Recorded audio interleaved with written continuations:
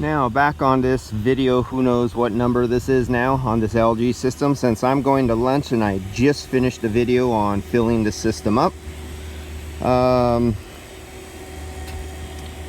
Word to note, for you young guys who are the installers and you like to use those ratcheting guns to force the nuts in, don't be the guy with it on high powered. If you have one that's adjustable, turn it all the way down to the lowest power.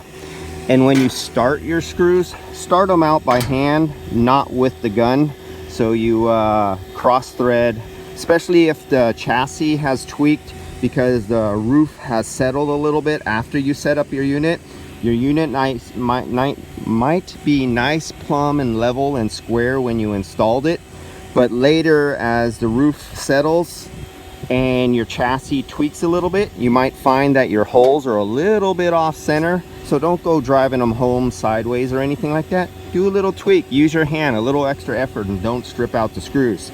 And if you know you're going to be going back in and out several times, because here I know I'm going to be taking this panel off, I don't have to go after the electrical anymore or anything inside, but if you do think you have to go in and out of the panel a couple times, only put maybe 4 screws in, just enough to hold the panel in place.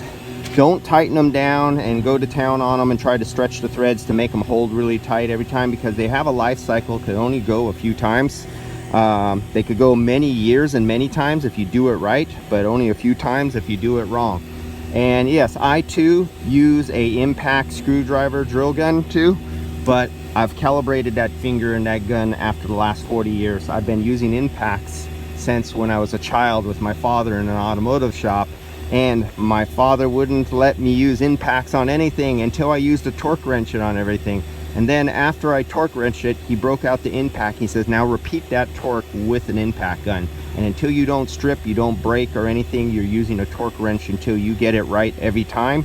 And then you come back and back it up with the torque wrench, and it clicks off right at the pressure that you let off with your finger with the impact. When you could achieve that lever, you can put the torque wrench back inside your toolbox and you can start using power tools. And that's how I was mentored, and that's how my father was mentored, and that's how I'm bringing my son up, using torque wrenches and being light and ginger on the sheet metal and stuff like that. And when you're using applications like in automotive, you have case hardened bolts like to the torque converter to the transmission, and you have grade 8 or grade 10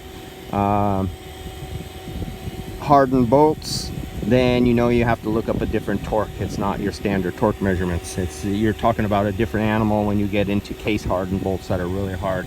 But on sheet metal, for guys who are just doing industrial mechanical and stuff like that, this stuff is fragile. When my grandchild comes out here, let's see, he's 3 now. When he's about 10-12 years out and he's coming out with me on jobs, these threads should not be stripped out if nobody else touches them, and my grandchild should be working on this unit and without stripping out the threads.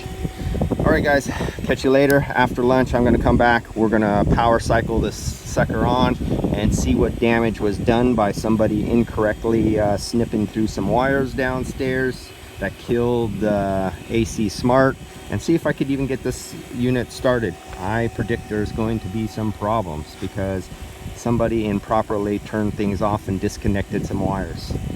All right, we'll see what happens.